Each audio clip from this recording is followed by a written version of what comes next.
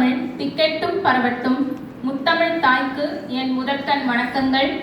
நெற்றிக்கண் திறந்தாலும் குற்றம் குற்றமே என்ற நக்கீரர் வழியில் வந்த நடுவர் அவர்களுக்கும், மரத்தின் வேர்போல் இருக்கும் பள்ளி முதல்வர் அவர்களுக்கும், அம்மரத்தின் கிளையாக இருக்கும் ஆசிரியர்களுக்கும், அக்கிளையில் அமர்ந்திருக்கும் பறவைகளான மாணவ மாணவிகளுக்கும் என் முதற்கண் அன்பான பணிவான கனிவான வணக்கங்களை தெரிவித்துக் கொள்கிறேன்.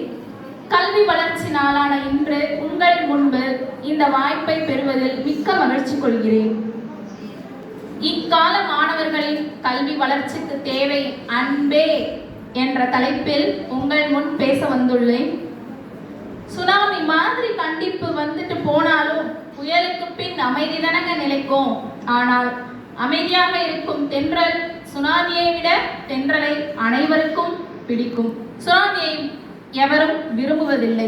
அது போலவே தென்றலாகவே உங்கள் முன் இந்த அன்பானவள் அன்பை பற்றி மாணவர்களுக்கு அன்பு கொடுத்தால் மட்டுமே இக்கால மாணவர்கள் சமுதாயத்தில் இருக்க முடியும், வீற்றிருக்க முடியும், வெற்றி பெற முடியும் என்று உங்கள் முன் பேச வந்துள்ளேன். அங்கே சிரிப்பவர்கள் சிரிக்கட்டும், அது ஆணவ சிரிப்பு. இங்கே நீ சிரிக்கும் உன் சிரிப்போ ஆனந்த சிரிப்பு. வயிறு வலிக்க சிரிப்பவர்கள் மனித ஜாதி, பிறர் வயிறறிய சிரிப்பவர்கள் மிருக ஜாதி என்று அந்த காலத்துல நம்மளுடைய புரட்சி தலைவர் அவர்கள் வந்து பாட்டு பாடியிருக்காங்க.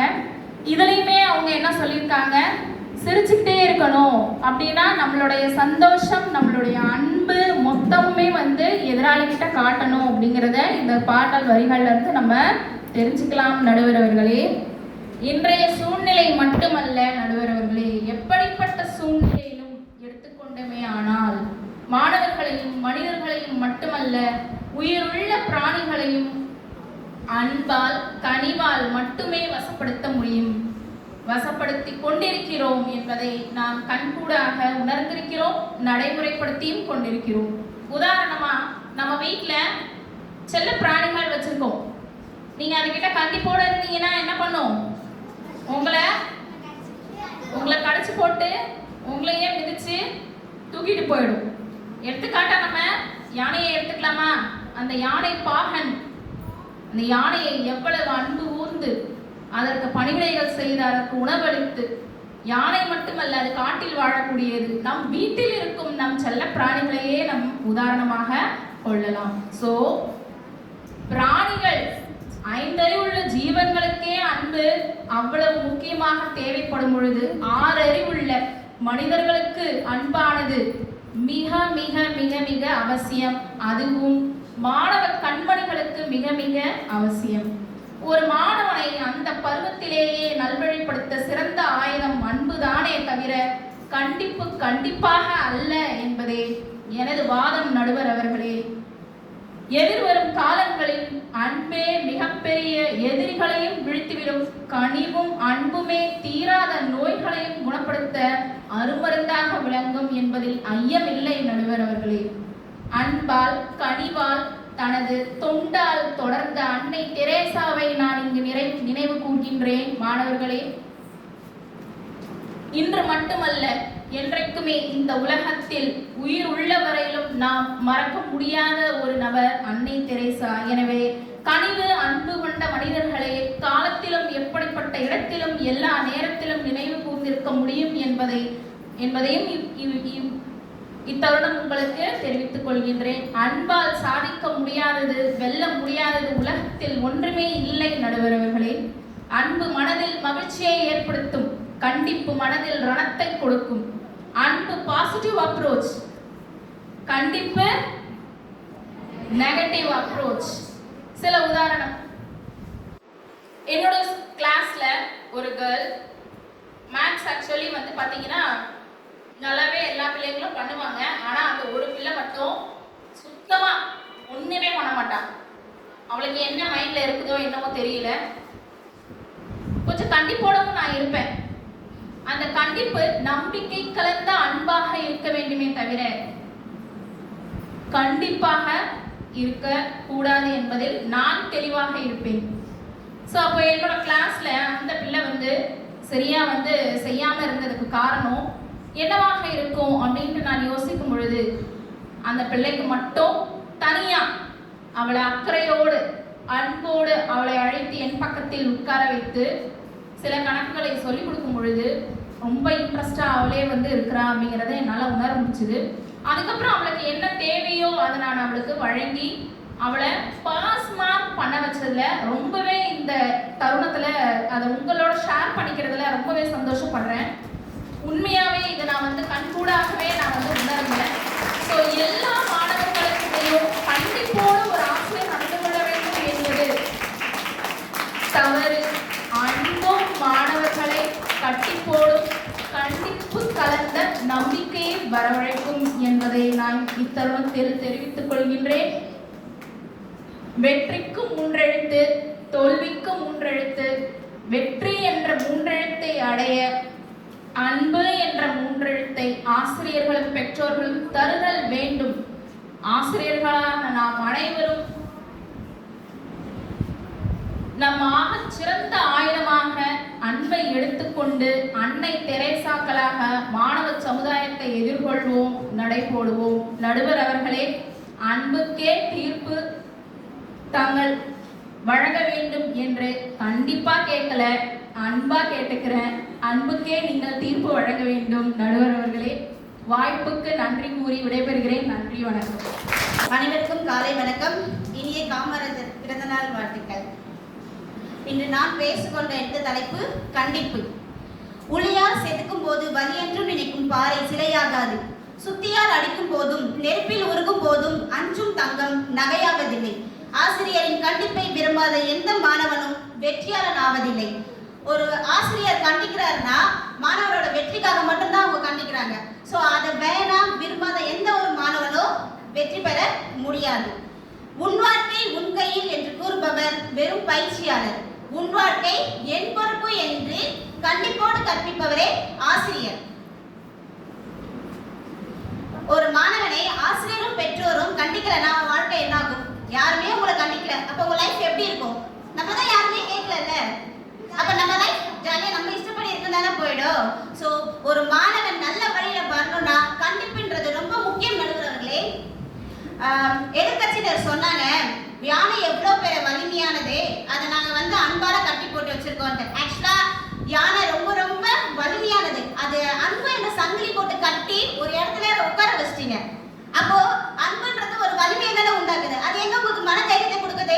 அது எவ்வளவு பெரிய தைரியமா இருக்கணும். அதை நீங்க கட்டி போட்டு தைரியத்தையே எழுதுறீங்க. சோ கண்டிப்பு தான் என்ன பண்ணும்? ஒரு மாணவனுக்கு மன தைரியத்தை கொடுக்கும்.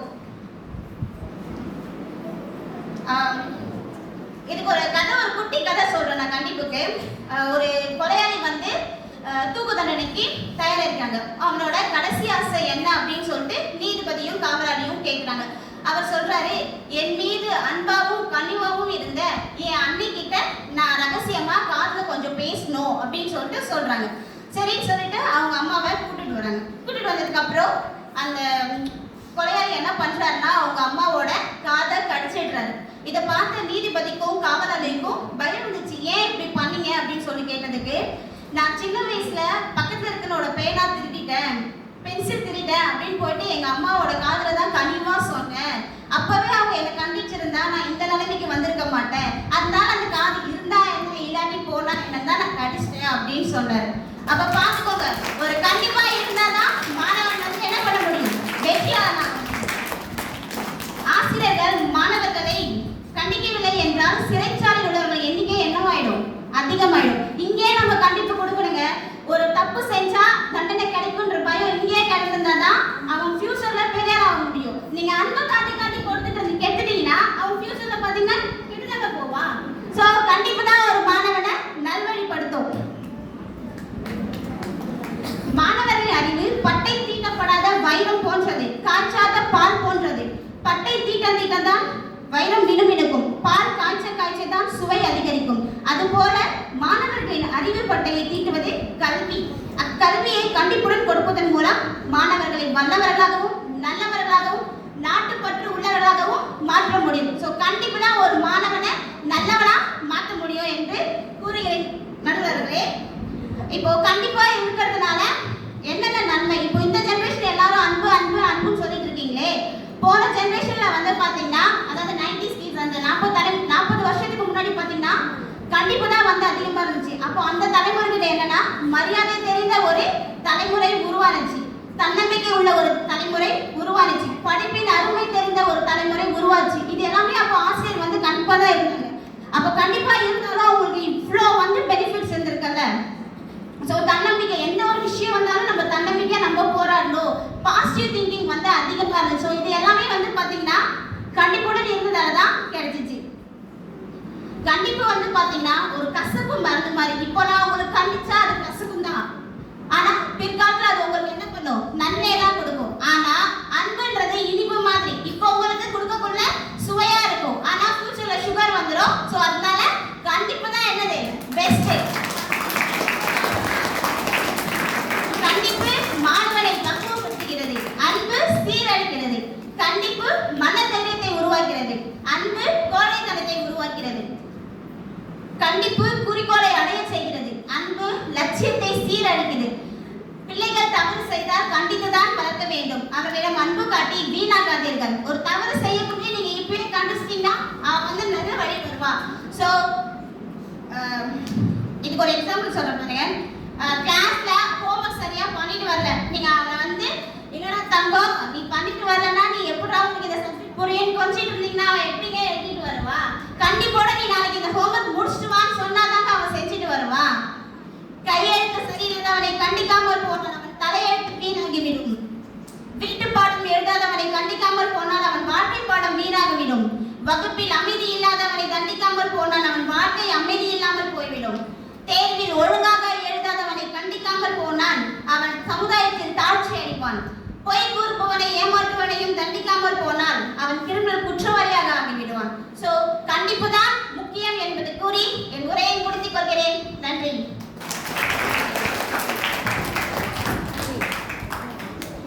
சௌந்தர்யாமா நல்லா பேசுனீங்க, நல்ல பழமொழிகள், அது இல்லாமல் அவங்களோட வார்த்தையில் இருந்த உற்சாகமே தெளிவாக தெரியுது. அவங்க கண்டிப்புக்கு எவ்வளோ கண்டிப்பாக இருக்காங்க அப்படின்ட்டு. சரிங்களா? அடுத்தது இவங்களுக்கு பதில் சொல்றதுக்கு வராங்க அன்பு டீம்ல இருந்து பூரணி. ஆதியில் பிறந்த மொழி, தென் பொதிகையில் தவழ்ந்த மொழி, கம்பன் கவிவடித்த மொழி, என் பாரதி கர்ஜித்த மொழி. என் உடல் சாம்பல் ஆனாலும் சாம்பலோடு பூத்து கமழும் வீரம் முழங்கும் தாய்மொழிக்கு முதற்கர் வணக்கம். பழங்களில் சிறந்தது மா, ஆங்கில மாதங்களில் சிறந்தது மே, தமிழ் மாதங்களில் சிறந்தது தை. இம்மூன்று எழுத்துக்களையும் சேர்த்து மாமேதையாக அமர்ந்திருக்கும் நடுவர் அவர்களுக்கு முதற்கர் வணக்கம். அறிவில் சிறந்த ஆசிரியர்களுக்கும் இனிய மாணவ மாணவியர்களுக்கும் என் முதற்கல் வணக்கத்தை தெரிவித்துக் கொண்டு, இன்றைய சமுதாயத்தில் மாணவர்களையும் நாம் காட்ட வேண்டியது அன்பு என்ற தலைப்பில் பேச வந்துள்ளேன். ஓகே, எதிரணியில சொன்னாங்க இல்லையா கண்டிப்பா இருக்கணும்னு சொல்லி, எத்தனை பேர் ஒத்துக்கிறீங்க? சரி, ஒரு எக்ஸாம்பிள் சொல்றேன். இந்த உலகத்திலே ரொம்ப அரகன்ட், ரொம்ப மோசமான ஆள் நம்ம யாரை சொல்லுவோம்? ஹிட்லர் சொல்றீங்க இல்லையா? ஏன் அவர் அப்படி இருக்காரு? என்ன காரணம்? அதுக்கு காரணம் அவங்க கண்டிப்பா வளர்த்ததுனால தான் அவர் அந்த அளவுக்கு ஆகுறாரு. கிரிமினல்ஸா ஆயிடுவாங்கன்னு எதிரணியில சொன்னாங்க. அவர் கிரிமினலா ஆனதுக்கு காரணமே அவங்க அப்பா அவ்வளோ கண்டிப்பா இருந்ததுனால தான். அவங்க வீட்டுல 4 குழந்தைங்க 5 குழந்தைங்க இருந்தா கூட யாரையுமே ஹிட்லரோட அப்பா பேர் சொல்லி கூப்பிட மாட்டாராம், விசில் வச்சு தான் கூப்பிடுவார். அதே மாதிரி அவர் ஒரு இதுக்கு அவங்க ஒபே பண்ணலன்னா என்ன பண்ணுவாராம், அவ்வளோ அரகண்டான பனிஷ்மெண்ட். அவர் 7 to 13 வயசு வரைக்கும் ஒரு நாள் கூட அடி வாங்காதனாலே கிடையாதாம். அப்ப அதனாலதான் அவருக்கு அந்த அன்பு கனிவுன்ற வார்த்தைக்கான அர்த்தமே தெரியல. அவர் என்ன பண்ணாரு, சேம்பர்ல இந்த கேஸ் சேம்பருக்குள்ள என்ன பண்ணாரு, ஜூஸ்ன்றதுனால எல்லா மக்களையுமே, ஜூ மக்களை எல்லாரையுமே கொண்டு போய் எரிக்க சொன்னார், எல்லாரையுமே சாகடிச்சார். ஈவன் நியூ பார்ன் பேபி, அன்னைக்கு பிறந்த குழந்தைய கூட என்ன பண்ண சொன்னாரு, கொல்ல சொன்னார் அந்த சேம்பருக்குள்ள. அப்ப அந்த அளவுக்கு ஒரு மனசு புரிவானதுக்கு காரணம் அவங்க அப்பா கண்டிப்பா இருந்ததுதான். அப்ப அந்த சேம்பர் ஓட்டிட்டு போன ஒரு ஜெர்மன் மனுஷன் தேம்பி தேம்பி தேம்பி அழுறாரு. ஆனா இவருக்கு அந்த எண்ணமே வரல. அதுக்கு காரணம் அவருக்கு அந்த கனிவுன்ற வார்த்தைக்கான அர்த்தமே தெரியல. ஏன்னா அந்த மாதிரி சூழ்நிலையில அவர் வளர்ந்ததுதான். சரி, அப்ப இதை எப்படி நம்ம கனிவு கனிவு இல்லைன்னா எப்படி இது பண்ண முடியும்னு சொல்றீங்க நீங்க எதிரணியில?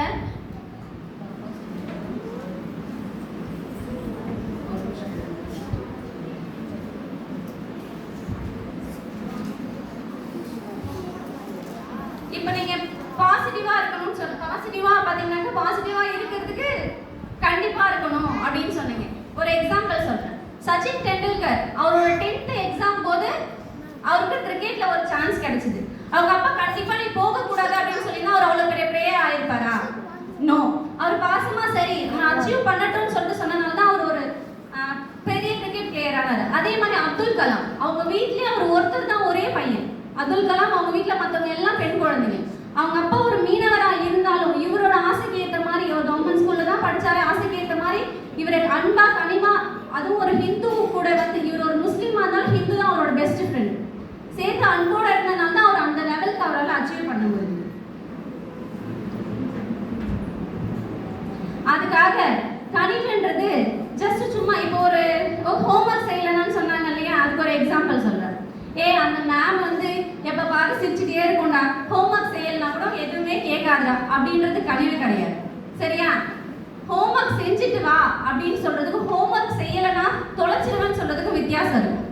ஹோம்ஒர்க் செஞ்சுட்டு வா அப்படின்னு சொன்னா அப்ப அந்த மேம் நம்ம மேல நம்பிக்கை வச்சிருக்காங்க. அப்ப நம்ம ஹோம்ஒர்க் செஞ்சுட்டு போனா அவங்க நம்பிக்கை பாழா போயிடும் அப்படின்னு நினைக்கிறது தான் கணிவு. ஓகேவா? அந்த நம்பிக்கை தான் மாணவர்கள் மேல நாங்க வச்சிருக்கோம். அந்த நம்பிக்கை கண்டிப்பா நீங்க ஃபாலோ பண்ணணும். இன்னொரு எக்ஸாம்பிள் என்னோட லைஃப்ல நடந்தது.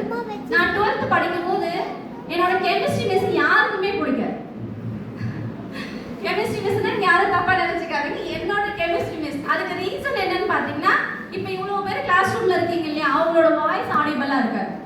இப்ப இங்க இருந்தா ஒரு ஃபர்ஸ்ட் 2 rows தான் அவங்களோட வாய்ஸ் கேட்கும். அதுக்கப்புறம் பின்னாடி இருக்கிறவங்களுக்கு யாருக்கும் கேட்காது. ஆனா அவங்க சூப்பரா நடத்துவாங்க. அவங்களோட கெமிஸ்ட்ரி அவ்வளவு நல்லா நடத்துவாங்க. ஆனா கேட்காதனாலே பசங்களுக்கு தினமும் பனிஷ்மெண்ட் கிடைக்கும். ஒரு நாளைக்கு அட்லீஸ்ட் 3 பிள்ளைங்க இல்ல 4 பிள்ளைங்க கிரவுண்ட சுத்துவாங்க அவங்களோட அவர்ல. அதனால யாருக்குமே பிடிக்காது. இதுவே எங்களோட பயாலஜி மிஸ் பாத்தீங்கன்னா கண்ணு அப்படின்னு தான் பேசுறாங்க. அது ஈவன் மற்ற பசங்க கெமிஸ்ட்ரியோட பயாலஜில அதிகமா மார்க் எடுத்தாங்க. இதுதான் அந்த கணிவுக்கும் கண்டிப்புக்கும் உள்ள வித்தியாசம். இதோட என்னோட வாய்ப்புக்கு நன்றி கூறி விடைபெறுகிறேன். நன்றி. பூரணி மேம்க்கு நன்றி. ஹிட்லர், சச்சின், ஏபிஜே அப்துல் கலாம் சார் இவங்க எல்லாரையும் பற்றி நல்ல கோட்டா அன்பாக சொல்லியிருக்காங்க. இவங்களுக்கு எடுத்து பேச வராங்க சுமதி மேம். அனைவருக்கும் காலை வணக்கம்.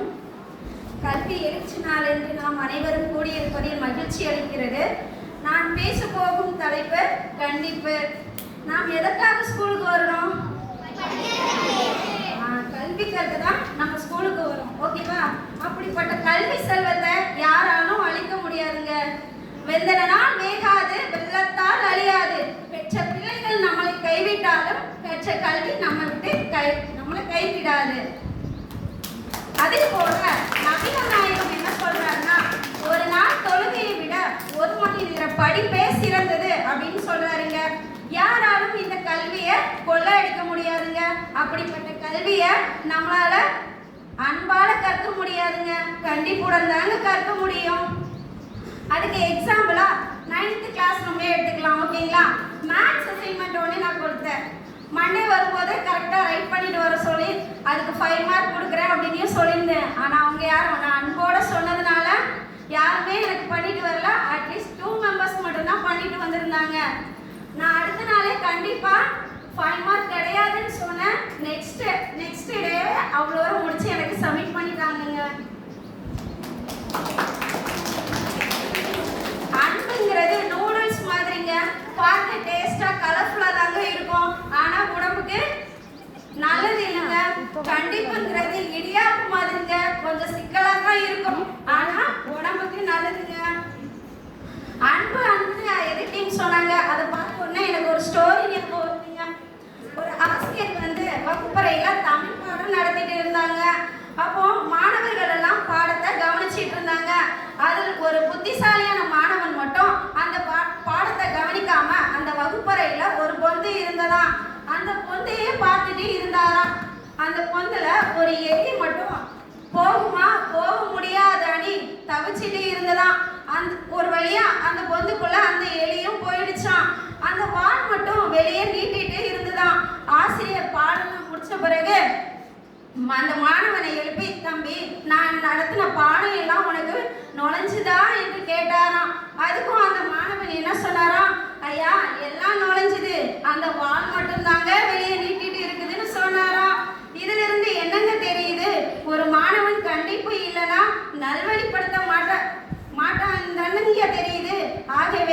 கண்டிப்பாக கண்டிப்பு தான் வேணும்னு சொல்கிறேங்கய்யா. குயிலின் இசையில் சந்தம் உண்டு, அம்மாவின் வசையில் அர்த்தம் உண்டு. கார்மேகத்தின் மலை கருப்பு நிறமில்லை, கோபக்கார ஆசிரியரின் கண்டிப்பில் கோபம் இருப்பதில்லை என்று சொல்லி என் உரையை முடித்துக் கொள்கிறேன். நன்றி, வணக்கம்.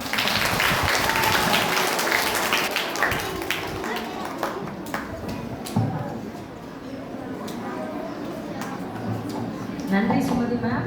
உங்களுக்காக பதில் சொல்ல வராங்க அன்புட்டிலேருந்து கிரேசி.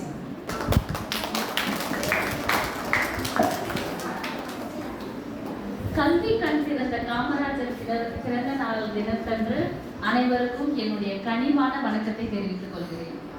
கனிவு என்ற சொல்லிலே கனி என்ற சொல்லி அமைஞ்சிருக்கு தெரியுங்களா உங்களுக்கு?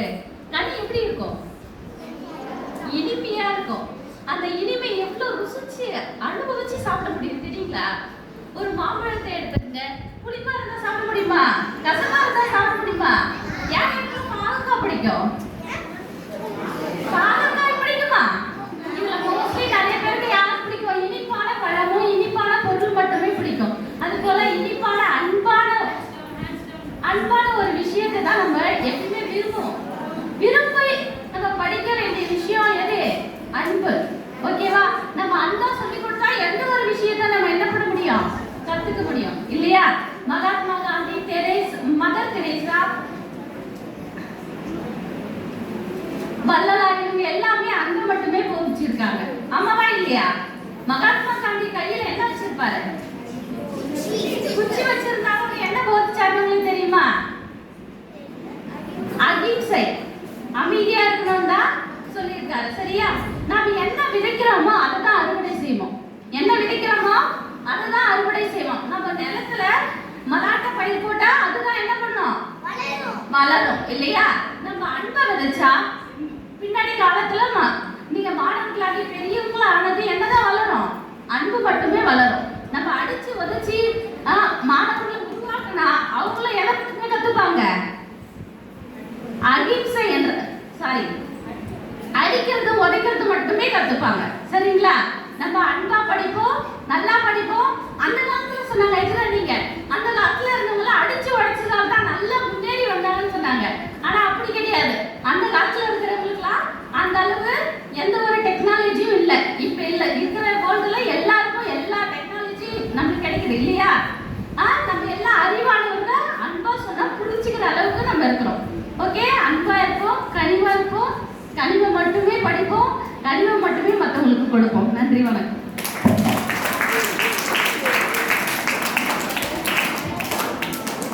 அன்பின் வரையில் அன்பு வளரும் என்று சொன்ன கிரேசி மேம்க்கு நன்றி. உங்களுக்காக பதில் சொல்ல வராங்க திவ்யா.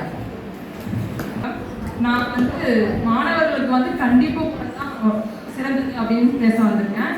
இப்போ பார்த்தீங்கன்னா இப்போ வகுப்புல ஒரு 5 ஹோம்ஒர்க் கொடுக்குறாங்க அப்படின்னா பசங்க யார் ரொம்ப கண்டிப்பா இருக்காங்களோ அவங்க தான் ஃபர்ஸ்ட் முடிப்பாங்க. கொஞ்சம் ஜாலியா இருக்கவங்க என்ன பண்ணுவாங்க? அந்த ஹோம்ஒர்க் பண்ணாமலே விட்டுருவாங்க. அந்த எக்ஸ்கியூஸ் என்ன சொல்ல போறாங்க? மேம் நம்மள அன்பா தான் சொல்ல போறாங்க, அதனால நம்ம விட்டாமலே விட்டுருக்கோம் அப்படின்னு அவங்களுக்கு இருக்கும். அதனால கண்டிப்பான முறையில இருந்தா அந்த பசங்க எதுனால என்ன ஆகும் அப்படின்னா அந்த பசங்களுக்கு அந்த பாடத்துல ஒரு இதுவாகவே இருந்துரும், பிளாக்காகவே இருந்துரும். அவங்க அதை பற்றி தெரிஞ்சுக்காமலே இருந்துருவாங்க. அதே மாதிரி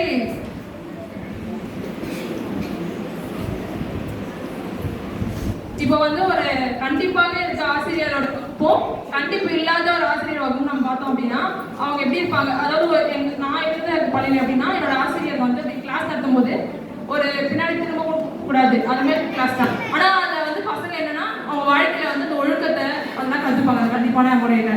இப்போ அடுத்து இப்போ சொன்னாங்க பசங்களுக்கு கண்டிப்பா இருந்தா பிடிக்காது அப்படின்னு சொன்னாங்க.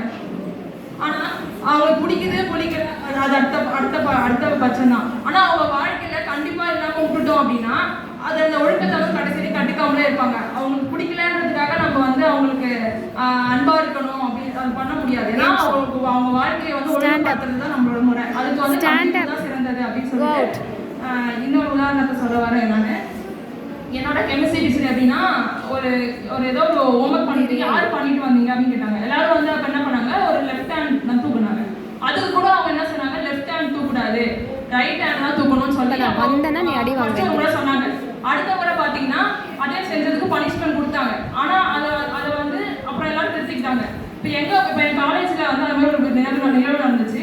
அப்போ எல்லாரும் வந்து லெஃப்ட் ஹேண்ட் தான் தூக்குறாங்க, ஆனால் நான் ரைட் ஹேண்ட் தூக்குனேன். அப்படி தூக்கும் போது என்னன்னா எனக்கு மட்டும் ஒரு அப்ரிஷியேஷன் கிடச்சிச்சு.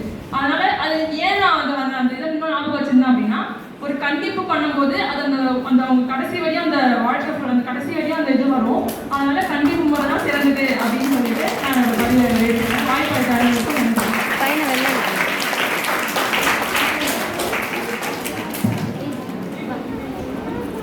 அவங்களோட கல்லூரி அனுபவங்களை வச்சு உங்களுக்கு கண்டிப்பாக சொன்னதுக்கு ரொம்ப நன்றி திவ்யா மேம். உங்களுக்கு பதில் சொல்கிறதுக்கு வர ஜெயசங்கர் மாஸ்டர்.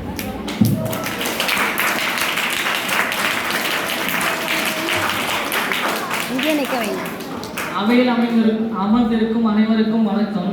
நான் பேச எடுத்துக்கொண்ட தலைப்பு, இக்கால மாணவர்களிடம் ஆசிரியர் காட்ட வேண்டியது அன்பா இல்லை கண்டிப்பா?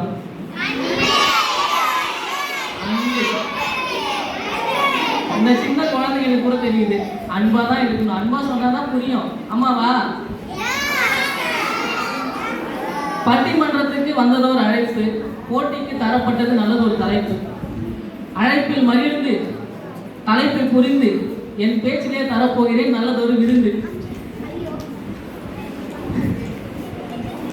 மாணவர்கள் அனைவரும் பாடி திரியும் வண்ணம் பட்டாம்பூச்சிகள், பறந்து திரியும் வண்ணம் பறவைகள். அவர்களை கண்டிப்பு என்ற கூண்டில் அடைக்கக்கூடாது. அவர்களை சுதந்திர காற்றை சுவாசிக்க விட வேண்டும். காரணம், நான் ஒரு உதாரணத்தை கூற விரும்புகிறேன். என் பள்ளியின் கடந்த ஆண்டு 10ஆம் வகுப்பு மாணவர்கள் அனைவரும் நல்ல மதிப்பெண் பெற்று முழு தேர்ச்சி அடைந்தனர். அதற்கு காரணம் என்ன? என் ஆசிரியர் காட்டிய கண்டிப்பா? நிச்சயமாக இல்லை. அனைத்து ஆசிரியர்களும் மாணவர்களும் அன்பாக, பணிவாக, கனிவாக பேசி நல்ல முறையில் பாடங்களை நடத்தி, ஆமா தானே மேம், அப்படித்தானே இருக்கணும். நம்ம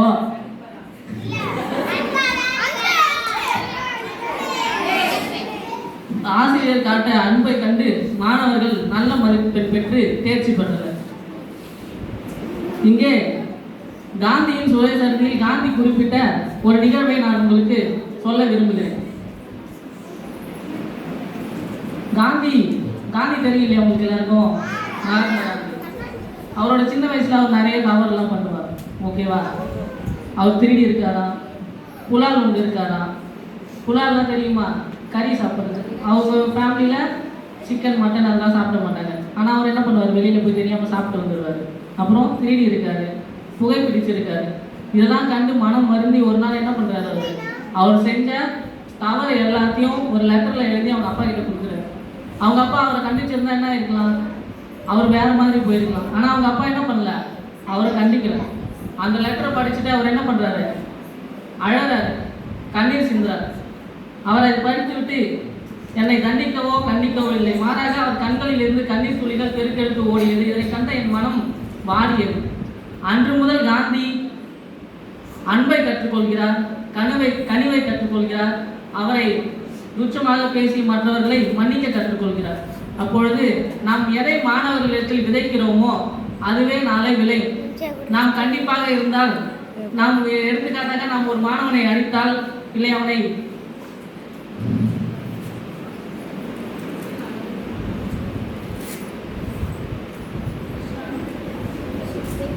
அதனால்தான் காந்தி தன்னை விமர்சனம் செய்தவர்களையும் கொடுஞ்சொற்களை கொண்டு ஏளனம் செய்தவர்களையும் மன்னித்தார். காந்தியின் தந்தை கண்டிப்பாக காட்டிய கனிவினால் நல்லொழுக்கத்தை கற்ற காந்தி பின்னாளில் அனைவரிலும் கனிவாக இருந்தார். ஒரு மாணவனுக்கு கனிவை கற்றுக் கொடுத்தால் அவனது வாழ்வில் எவ்வளவு பெரிய பிரச்சனை வந்தாலும் மாணவன் அதனை எதிர்கொண்டு வாழ்வில் வெற்றி பெறுவான். மாறாக நாம் கண்டிப்பை காட்டும் பொழுது அவன் பிற இடத்திலும் கண்டிப்பை காட்டுவான். நாம் ஒரு மாணவனை அடித்தால் அவன் வீட்டுக்கு போய் என்ன பண்ணுவான்? அவனோட தம்பி அடிப்பான். தம்பி இல்லைன்னா என்ன பண்ணுவான்? பக்கத்து வீட்டில் ஏதாவது குழந்தைங்க இருந்தால் அவங்கள அடிப்பான். சரியா? அதனால நம்ம என்ன பண்ணக்கூடாது? மாணவர்களிடத்துல கண்டிப்பை காட்டக்கூடாது. அன்பை மட்டுமே கொடுக்க வேண்டும். கண்டிப்பு அவர்களை நல்லவர்களை போல நடிக்க வைக்கும். நம்ம ஒருத்தவங்கிட்ட கண்டிப்பா இருந்தா என்ன பண்ணுவான்? கிளாஸ்க்கு வந்த உடனே அமைதியா உட்காந்துருக்க மாதிரி நடிச்சுட்டே இருப்பான். நம்ம எப்போ வெளியே போவாரு, மாஸ்டர் எப்போ வெளியே போவாரு, இல்லை மேம் எப்போ வெளியே போவாங்க. மேம் இப்படி ஒரு அடி எடுத்து வெளியே வச்ச உடனே என்ன பண்ணுவான்? அப்படி என்ன பண்ணுவான்? கத்திக்கிட்டு இருப்பான் கிளாஸ்ல. இதுவே நம்ம அவங்க கிட்ட அன்பா சொல்லும் போது என்ன பண்ணுவான்? நம்ம அங்கே இருந்தாலும் சரி, நம்ம இல்லைனாலும் சரி, அவன் எப்படி இருப்பான்?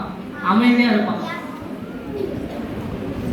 நமக்கு தேவை மாணவரின் நடத்தையில் மாற்றம் மட்டுமே, அவர்களை நடிக்க வைக்க வேண்டாம். கண்டிப்பு காட்டிங்கன்னா கண்டிப்பாக மாணவர்கள் நடிக்க தான் செய்வாங்க, மாற மாட்டாங்க. அதனால நம்ம என்ன பண்ணோம், மாணவர்களிடம் அன்பை மட்டுமே காட்ட வேண்டும். சௌந்தர்யா மேம் சொன்னாங்க தன்னம்பிக்கை தருவது கண்டிப்பாக கண்டிப்பு கிடையாது. சௌந்தர்யா மேம் சொன்னாங்களா, கண்டிப்பாக இருந்தால் என்ன பண்ணுவான், மாணவர்கள் நல்லவங்களா ஆயிடுவாங்க அப்படின்னு. தன்னம்பிக்கை வருமா? கண்டிப்பாக வரவே வராது. ஒரு மாணவன் சோர்ந்து போயிருக்கான்னு வச்சுக்கோங்களேன், அந்த நேரத்தில் போய் ஏன் சோர்ந்து போயிருக்க, நல்லா தைரியமா இரு அப்படின்னு கண்டிப்பாக சொன்னாங்க என்ன பண்ணுவான், யாராவது வந்து நம்மகிட்ட வந்து இப்படி கத்திட்டு கிடக்காது, நம்மளே நம்ம செம்ம டென்ஷன்ல இருக்கோம், நம்மகிட்டே வந்து கத்திட்டு கிடக்காது அப்படின்னு தான் நினைப்பீங்க. இதுவே நான் வந்து அன்பா சொன்னா ஒன்றும் இல்லைப்பா பார்த்துக்கலாம் சரி பண்ணிக்கலாம் அப்படின்னு அன்பா பேசும்போது என்ன ஆகும், உங்களுக்குள்ள தன்னம்பிக்கை வளரும். அப்போ தன்னம்பிக்கையை வளர்க்கறது அன்பு தான், கண்டிப்பு கிடையாது. நடுவர் அவர்களை எதையும் நோட் பண்ணி வச்சுக்கோங்க கண்டிப்பா.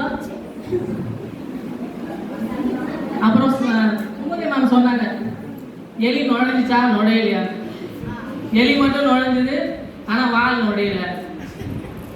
அவன் ஏன் அந்த எலியை பார்த்துட்டு இருந்தான், அந்த ஆசிரியர் அந்த வகுப்பறையில் கண்டிப்பா இருந்திருப்பாங்க, வேற வழி இல்லாம இப்படியே உட்காந்துட்டு என்ன பண்ணியிருப்பான், இப்படியே எலியை பார்த்துட்டு இருந்திருப்பான். ஐயோ நம்ம இங்க பார்க்கவும் முடியாது, இவங்க சொல்றதை கேட்கவும் முடியாது, நம்ம என்ன பண்ணலாம், தலையை மட்டும் நேரம் வச்சுக்கலாம், கண்ணு அங்க எலியை பார்த்துட்டு இருக்கலாம்னு பார்த்துட்டு இருந்திருப்பான். ஓகேவா? அப்போ அந்த ஆசிரியர் கண்டிப்பா இருந்ததுனால தான் அந்த எலியை பார்த்தான். ஒரு ஆசிரியர் அன்பா இருந்ததுன்னா அவன் என்ன பண்ணியிருப்பான், எலியை பார்த்த உடனே என்ன சொல்லியிருப்பான், மாஸ்டர் அங்கே எலி போகுது அப்படின்னு சொல்லியிருப்பான் தைரியமா. ஓகேவா? அப்போ கண்டிப்பா இருந்தா அவன் நடிக்க கத்துக்கிறான். நம்ம நெல்லை போட்டா நெல் தான் வளரும், தண்ணியை போட்டா தண்ணை தான் வளரும். அதே மாதிரி அன்பை விதைச்சிங்கன்னா அன்பு வளரும், அவன் நல்ல மனிதன், முக்கிய மனிதனாக வளருவான் பின்னால. நன்றி. நான் இன்று கண்டிப்பாக வேண்டும் என்று பேச வந்திருக்கிறேன். அதாவது நிறைய டேக்லைன்ஸ் இருக்கு டீச்சருக்கு. டீச்சர் வந்து அன்பா இருக்கணும், ஃப்ரெண்ட்லியா இருக்கணும், பாசமா இருக்கணும், அடிக்கவே கூடாது. அப்புறம் இதை விட ஒரு பெரிய டேக்லைன் இருக்கு, அது எனக்கு ரொம்ப பிடிச்சமான டேக்லைன் தான். என்ன தெரியுமா? We teachers are the second mothers. அம்மா தானே. சரி, நீங்க இருக்கும்போது சொல்லுங்க, எத்தனை பேர் அம்மா உங்களை தப்பு பண்ணா அடிச்சது இல்லை, கண்டிச்சது கிடையாது? சொல்லி எங்க அம்மா என்ன அடிக்கவே மாட்டாங்க மேம், கை தூக்க. நான் கேட்பேன், பேரண்ட்ஸ் டீச்சர் மீட்டிங்ல கண்டிப்பா கேட்பேன். சரி, அதை விடுங்க, நம்ம இந்த அன்பு டீச்சர் கேட்போம். இங்க இருக்க எத்தனை அம்மா உங்க குழந்தைங்களை கண்டிச்சது கிடையாது? அம்மா அம்மா உங்க குழந்தைக்கு 1 வயசு, அதனால கணக்கு கிடையாது. நீங்க பாருங்க, அம்மானா கண்டிக்க தாங்க செய்வாங்க. நாங்களும் அம்மா தானே, அப்ப கண்டிக்கிறது தப்பு இல்லை. சரி, உங்க அம்மா திட்டுறதுனால எத்தனை பேர் வந்து என் அம்மாக்கு என் மேல பாசமே இல்லை அப்படின்னு சொல்லி நினைக்கிறீங்க? ரியலி? ஓகே, சோ ஆப்வியஸ்லி நீ வந்து கண்டிக்கிறதுனால அன்பு இல்ல அப்படின்னு அர்த்தமே கிடையாது. ஓகேவா? கண்டிப்பும் அன்பா தெரியும், நல்ல விதமா கண்டிச்சா. சரியா? கண்டிக்கிறதுனால அன்பு இல்ல அப்படின்னு கிடையாது, கண்டிப்பு அன்பா தெரியும், அந்த விதத்துல கண்டிச்சா. ஓகேவா? இப்போ டீச்சர்ஸே எடுத்துப்போமே. டீச்சர்ஸ் உங்களை திட்டுறாங்க, எதுக்காக? எனக்கு வந்து போர் அடிக்குதுன்னு நம்ம திட்டுறேன்னா எதுக்கு திட்டுறேன்? தப்பு செஞ்சா. ஒன் கண்டிஷன், தப்பு செஞ்சாதான் திட்டுறேன். எனக்கு போர் அடிக்குதுனோ இல்ல வந்து எனக்கு டைம் பாஸ் ஆகலையோ நான் அடிக்கிறதோ திட்டுறதோ கிடையாது. அன்பால பார்த்துப்பீங்க மேம். சரி, நான் ஒன்று சொல்றேன், 3rd ஸ்டாண்டர்ட் அன்பா சொன்னா கேட்பீங்களா? நீங்க 3rd ஆ 4th ஆ? சொல்லும். சரி, இங்க பாரு, நான் இன்னைக்கு கிளாஸ் வந்து அன்பா சொல்லுவேன், அமைதியா இருந்து. கேட்கலையா? கண்டிப்பா இருப்பேன். ஓகேவா? பாப்போமா? 3rd ஸ்டாண்டர்ட் டீச்சர்ஸ் நோட் பண்ணிக்கோங்க. ஓகே ஓகே, அதை விடுங்க.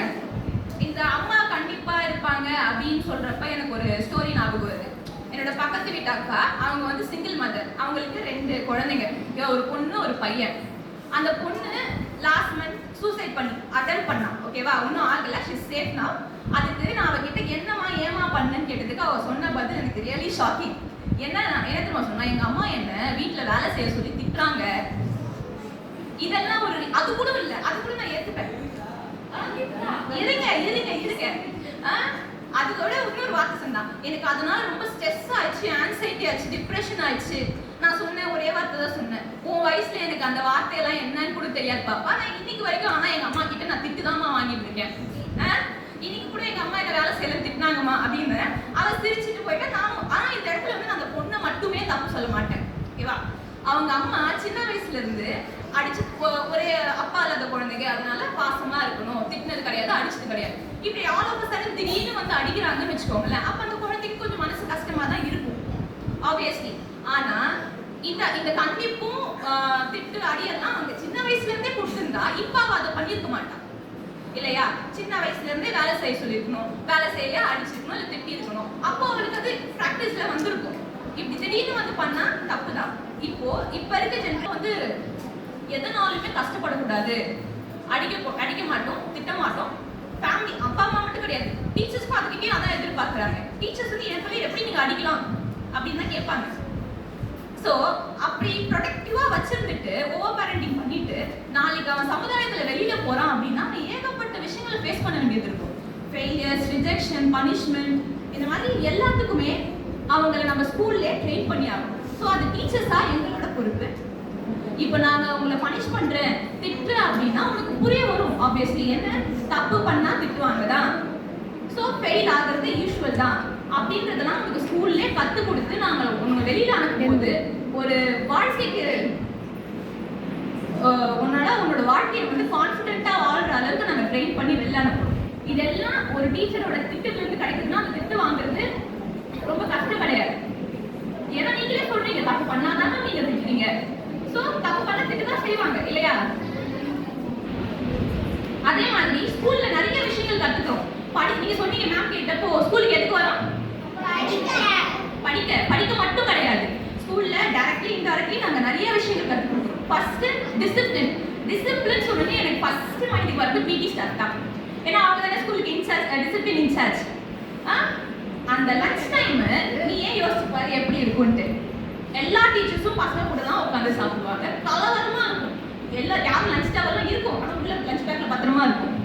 அதே மாதிரி கீழே அப்படியே கொட்டி கிடக்கும். அப்படியே பிடி ஸ்டாஃப் என்ட்ரி ஆனதுக்கப்புறம் அப்பதான் லஞ்ச் வெளியில வரும். அப்படி கீழே கிடக்கிற சாதத்துல எடுத்து உள்ள போடுவாங்க. அப்படியே கப்பிச்சுக்கு அமைதியாகிடுவாங்க. ஏன்? அவங்க அன்பா சொல்லுவாங்கன்றதுக்காகவா?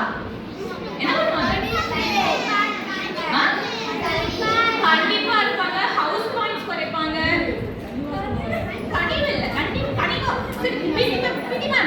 கனிலாம் வந்து எடிச்செல்லாம் கீழே கொட்டி கிடக்குது அப்படிலாம் கேட்குறீங்க இல்ல. ஹவுஸ் பாயிண்ட்ஸ் குறைப்பாங்க. நான் கேட்டிருக்கேன். அது சரி மேம், எங்க லஞ்ச் துண்டு எடு வெளியில அப்படின்றது கண்டிப்பு. சரி மேம், அதை விடுங்க. சரி சரி சரி ஹவுஸ் பாயிண்ட்ஸ் குறைப்பாங்க, கிரவுண்ட்ல ரவுண்ட்ஸோட விடுவாங்க. இதெல்லாம் பயன்படுத்தி தானே பண்றீங்க. ஸோ அந்த இடத்துல அன்பால வராத டிசிப்ளின் கண்டிப்பால வருதுன்னா அப்ப கண்டிப்பா அவசியம்.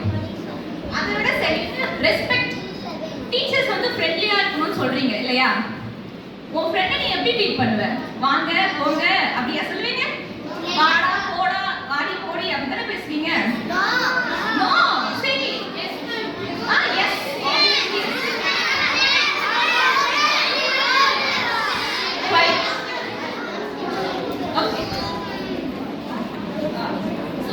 ஒரு டீச்சர் எப்போ ஃப்ரெண்டா மாறுறாங்களோ அப்ப அவங்களுக்கான மரியாதை கிராஜுவலா குறையுது.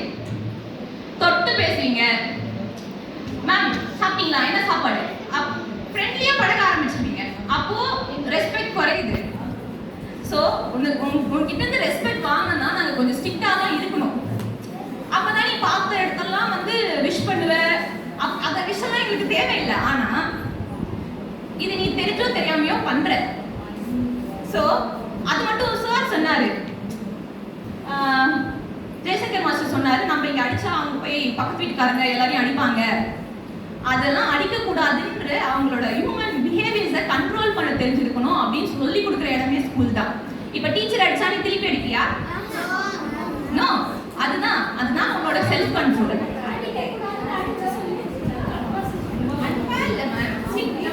ஏன் திருப்பி அடிக்க மாட்டேங்கிறாங்கன்னா நம்ம ஸ்ட்ரிக்டா இருக்கும். டீச்சர்ஸ்னா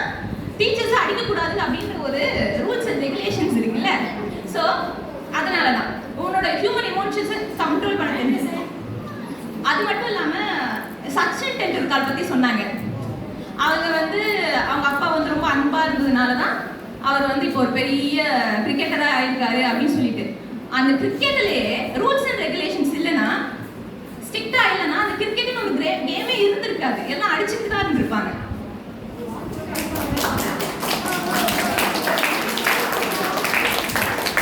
எந்த ஒரு கேம்லயும் ரூல்ஸ் ரெகுலேஷன்ஸ் இல்லாம இருந்திருக்கா? எல்லா கேம்லயும் ரூல்ஸ் அண்ட் ரெகுலேஷன்ஸ் இருக்கு, கண்டிப்பா இருக்கு. அவ்வளோ ஏன் நம்ம ஸ்கூல்லே எடுத்துப்போமே, ஸ்கூல்ஸ்ல வந்து நீங்க எப்ப வேணா வரலாம், எப்ப வேணா போகலாம், எந்த ரூல்ஸ் அண்ட் ரெகுலேஷன்ஸும் கிடையாது. உனக்கு பிடிச்ச லாங்குவேஜ்ல நீ பேசிக்கலாம், திட்டிக்கலாம் அப்படின்னு இருந்தா ஸ்கூலாக இருக்கும்? கண்டிப்பா இருக்காது. கண்டிப்பா வந்து நீ இங்கிலீஷ்ல தான் பேசணும், கம்யூனிகேட் ஒன்லி இன் இங்கிலீஷ்னு சொல்றதுனால அட்லீஸ்ட் நீ ட்ரையாச்சும் பண்ற இல்லையா? ஏன் இங்கிலீஷ்ல பேசலன்னா ஹவுஸ் பாயிண்ட்ஸ் குறைப்பேன். ஹோம்ஒர்க் முடிக்கலன்னா எத்தனை பேர் ஹவுஸ் பாயிண்ட்ஸ் கம்மி பண்ணிருக்கீங்க? இங்க பண்ணுவாங்க. ஸோ ஆப்வியஸ்லி உங்ககிட்ட ஒரு விஷயம் வாங்கணும்னா அதை நாங்கள் வந்து கண்டிப்பாக இருந்து தான் சொல்லித்தர முடியும் இல்லையா? ஸோ கண்டிப்பாக அவசியம். அது மட்டும் இல்லாமல் டைம் மேனேஜ்மெண்ட். இப்போ மேம் சொன்னாங்க, எல்லாருமே சொன்னாங்க ஹோம்ஒர்க் வந்து கொடுத்த டைம் கொடுக்க மாட்டேங்கிறீங்க. சப்போஸ் நாங்கள் வந்து ஸ்ட்ரிக்டாக நீ நாளைக்கு முடிக்கணும், நான் சைன் பண்ண மாட்டேன் அப்படின்னு சொல்லியிருந்தா கண்டிப்பாக நீ முடிச்சுட்டு வருவீங்க.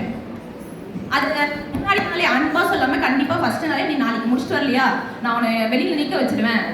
என் கிளாஸ்லேயே நடக்கும். என் கிளாஸ்ல 2 பாய்ஸ் மட்டும் ஹோம்ஒர்க் முடிக்கல, மீது எல்லாருமே அன்னைக்கு முடிச்சுட்டாங்க. நான் என்ன சொன்னேன், அன்பா தான் சொன்னேன், முடிக்க விளையாட்டு தானே இருக்கீங்க, உட்காந்து முடிங்க அப்படின்னு சொன்னதுக்கு மேம் ஹோம்ஒர்க்னா ஹோம்ல தான் மேம் பண்ணணும், நீங்க ஏன் மேம் பண்ணணும் அப்படின்னு கேட்டாங்க.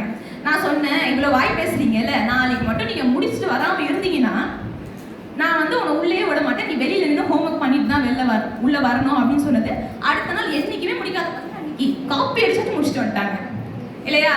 ஸோ இதுல இருந்தே தெரியுது, அன்பா சொன்னா எதுவும் வேலைக்கு ஆகாது, கண்டிப்பா இதுதான் ஆகணும் அப்படின்ட்டு. காப்பி அடிக்கிறாங்களோ இல்லையோ முடிக்க வேணும், அவ்வளவுதானே. அன்பா சொன்னா மட்டும் காப்பி அடிக்க மாட்டாங்களா சார்?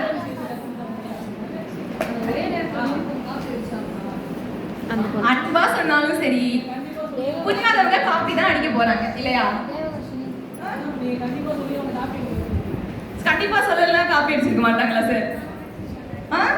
சரி, நான் 2 பேர் அனுப்பிச்சு விடுறேன், காப்பி அடிக்காம ஒரு சம் போட்டு வைங்க. ஓகே, அதான் இப்போ நாங்க திட்டுறதோ அடிக்கிறதோ கண்டிப்பா உங்களுக்கு கஷ்டமா தான் இருக்கும், எங்களை வெறுக்க கூட செய்வீங்க. ஆனா நாளைக்கு இதால வர நன்மைகள் உங்களுக்கு கிடைக்கும் போது அப்போ வந்து என் டீச்சர் இப்படி இருந்தாங்க, அவங்களால தான் நான் இன்னைக்கு இப்படி இருக்கேன் அப்படின்னு சொல்லிட்டு நீங்க கண்டிப்பா பெருமையா ஃபீல் பண்ணுவீங்க. ஸோ கண்டிப்பா வேணும்ட்டு என்னோட ஸ்பீச்சை நான் முடிச்சுக்கிறேன். முத்து விளைகின்ற 3 கடல் சூழ்ந்திருக்கும் தென்னகத்தில் அன்றும் இன்றும் என்றும் இளமை மாறாத முதற்தமிழே முத்தமிழே செந்தமிழே பழந்தமிழே நறுந்தமிழே நற்றமிழே இசைத்தமிழே நாடகத்தமிழே நாட்டிய தமிழே மானே மரகதமே தேனே திகட்டாத திரவியமே முதலில் தாய் மொழியான தமிழை வணங்கி இப்பள்ளியின் தாளாளர் அவர்களுக்கும் பள்ளியின் முதல்வர் அவர்களுக்கும் இருபால் ஆசிரியர் பெருமக்களுக்கும் நடுவர் அவர்களுக்கும் மாணவ மாணவிகளுக்கும் என் காலை வணக்கத்தை தெரிவித்துக் கொள்கிறேன். நம்ம அன்பு தான் நீங்க பேசுறோம், எல்லாம் கேட்டுட்டோம், எல்லா கதையும் கேட்டுட்டோம், எல்லாரும் எடுத்ததெல்லாம் பேசுறதெல்லாம் பார்த்துட்டோம். அப்ப நீங்க எதுக்கு பேச போறீங்க மறுபடியும் கேட்குறியா? நானும் அந்த அன்பை பத்தி தான் நான் பேச போறேன். ஒரே ஒரு உதாரணம், யார் என்ன சொன்னாங்க, சௌந்தர்யா மேம் என்ன சொன்னாங்க ஞாபகம் இருக்கு அவங்களுக்கு? அன்பு ஒருத்தவங்களை சீரழிக்கும் சொல்லிட்டு, அன்பு சீரழிக்குமான்னு சொல்லிட்டு அவங்க மட்டும்தான் இந்த கதையோடைய விளக்கத்தை அவங்க சொல்லணும்.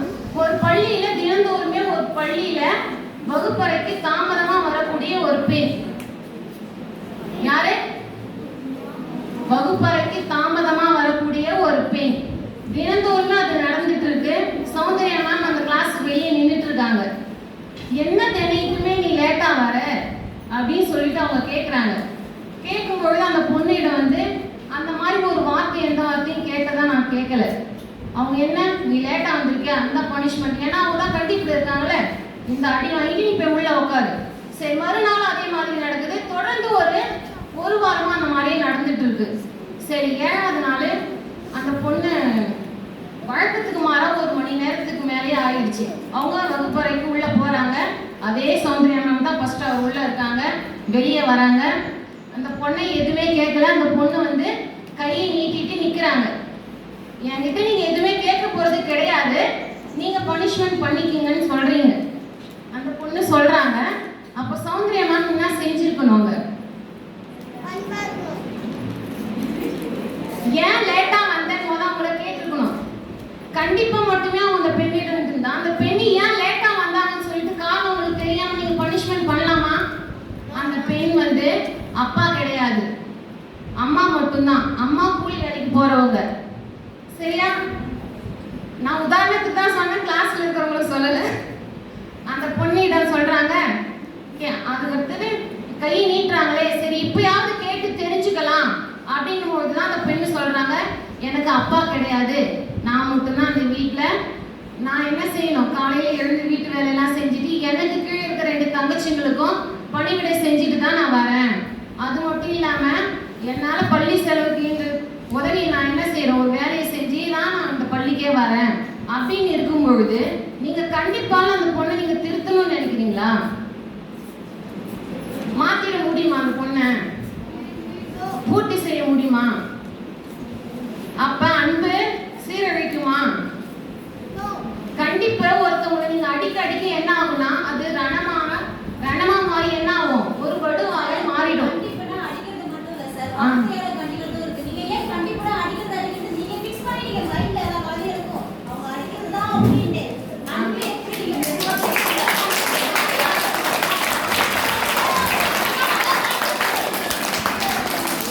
சரி, அப்ப நீங்க அந்த வாயில சொல்லிருக்கலாம்ல, ஏன் தினமும் நீ லேட்டா வர? இதுக்கு காரணம் என்ன கண்டுபிடிச்சிருக்கலாம்ல?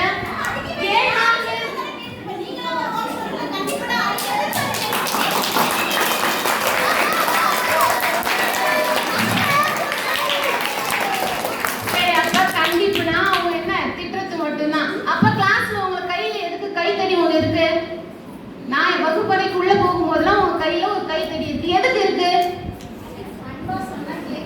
அதுக்கு எதுக்கு கைத்தடி?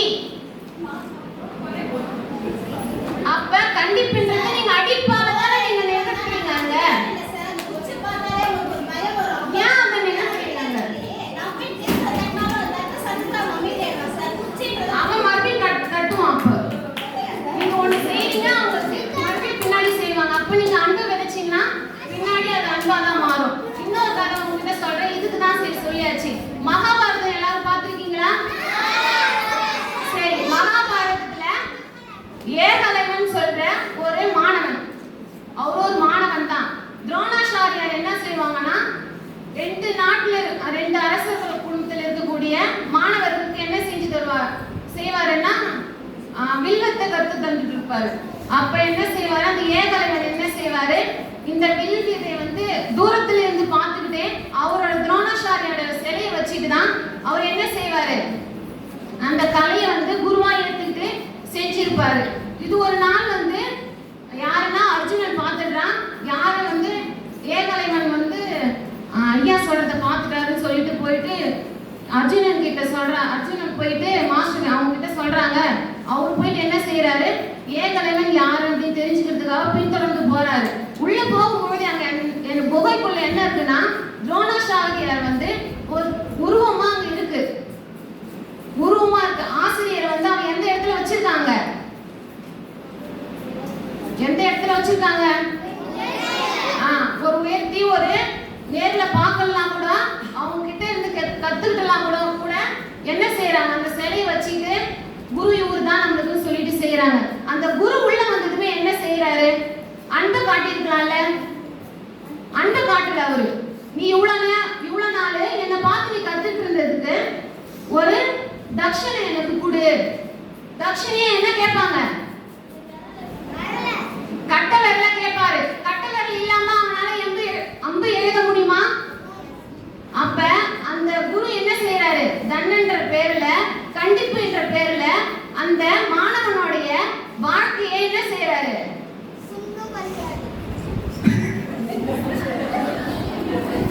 வீணடிக்கிறாரா? வாழ்க்கையை வீணடிச்சிடுறாரு. அப்ப இவரு யாருக்காக அதை செஞ்சாருன்னா அர்ஜுனனுக்காகவும்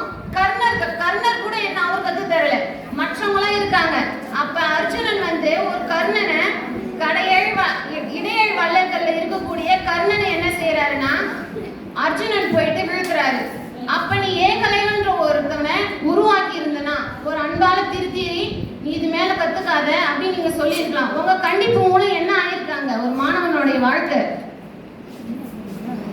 சொல்லலாம். யாரா இருந்தாலும் கண்டிப்பு மூலம் ஒருத்தவங்களை திருத்தணும்னு நீங்க நினைக்கிறீங்க, ஆனா அவங்க திருந்தல, வேற என்னதான் ஆயிருக்காங்க. ஒரு மாணவருடைய வாழ்க்கையே வீணாகுது. புரியுதா? அதுக்கு அடுத்தது ஒரு வகுப்பறையில டீச்சர் இஸ் ஏ ஹார்ட் அப்படின்னா என்ன தமிழ் அர்த்தம்? Teacher is a heart. யாருன்னா சொல்லலாம் தமிழ்ல என்னன்னு சொல்லிட்டு. நீ வந்து டீச்சர்ன்றது ஒரு கலை. அந்த கலையில வந்து ஒரு வகுப்பறையில 40 நிமிஷம் எங்களுக்காக ஒதுக்கப்பட்டு இருக்கு.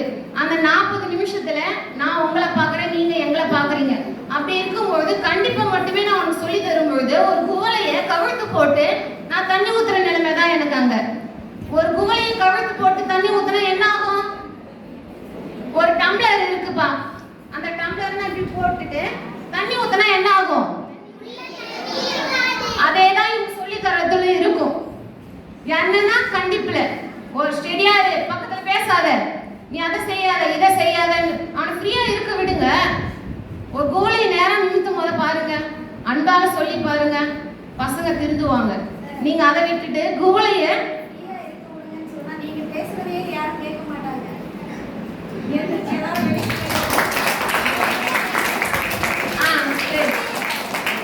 பேசாம இருக்கோம். சரி, உதாரணமா இந்த பள்ளியில வேலை செஞ்சுட்டு வெளியே போனவங்க ஒருத்தவங்களை வச்சு நான் நினைவு கூறுறேங்க. தீபிகா மேம் ஞாபகம் இருக்கா அவங்க எல்லாருக்கும்? இந்த கேள்விக்கு வந்து உமா மேம் பதில் சொல்லுவாங்க. கையை கீழே போடுங்க. 3ஆம் வகுப்புல நம்ம பெயர், பெற்றோர் பெயர், பள்ளியின் பெயர் இருக்கா மேம்? அந்த படிவம் இருக்கா? ஃபில் பண்றதுக்கு நான் எழுதி போடுறேன். கவனி இந்த கதையை. நான் எழுதி போடும் பொழுது அங்க என் ஆசிரியர் இருக்கு ஒரு வார்த்தை, அங்க நான் எழுதி போடுறேன். என்னோட இனிஷியலோட என்னோட படிப்போட நான் சேர்த்து எழுதி போடுறேன். உனக்கு எந்த ஆசிரியர் பிடிக்குமோ அங்க அந்த ஃபில் பண்ணிக்க அப்படின்னு நான் சொல்றேன். என் பேர் ஒருத்தம் கூட எழுதவே இல்லை. உதயசங்கர், அப்புறம் கனிஷ்கா, அவங்க பேர் என்ன, சிவானிலாம் இவங்க என்ன செஞ்சாங்கன்னா நான் சொல்லவே இல்லை. தீபிகான்ற ஒரு நேம் அவங்க எழுதியிருந்தாங்க. ஏன் அவங்க அந்த நேம் எழுதுனாங்கன்னு நான் போய் கேட்டேன். அவங்க அன்பா இருந்தாங்க, பாசமா இருந்தாங்க. நாங்க எதை செஞ்சாலும் ஹோம்ஒர்க் செஞ்சுட்டு வந்தாலும் பொறுத்து எதை இருந்தாலும் வாங்கிப்பாங்க. அப்ப மாணவர் எடுத்து நான் ஒன்று எடுத்து சொல்லும் பொழுது கூட என்ன ஆகுதாங்க, நான் போயிட்டு போலி என்னோட பேரை நான் எழுதிட்டேன். இ பிரகாஷ் BA MA சொல்லிட்டு நான் போய் எழுதிட்டேன். எழுதிட்டு பிறகு யாருமே என் பேர் எழுதல. அப்ப அன்பு யார்கிட்ட இருக்கோ அந்த ஆசிரியர் பேர் தான் அவங்க எழுதுவாங்க. வாழ்க்கையிலயும் அந்த லைஃப் லாங் பண்ணா கூட என்ன சொல்லுவாங்க, அந்த ஆசிரியர் பேரை தான், கௌசல்யா மேம் பேர் சொல்ல மாட்டாங்கன்னு நான் தெரிஞ்சுக்கிட்டேன். நீங்க சொன்ன கதையெல்லாம் வச்சுக்கிட்டு அதுதான் சொல்றேன் மேம். நானும் உள்ள போனா என்ன செய்வேன்? அடிப்பேன்.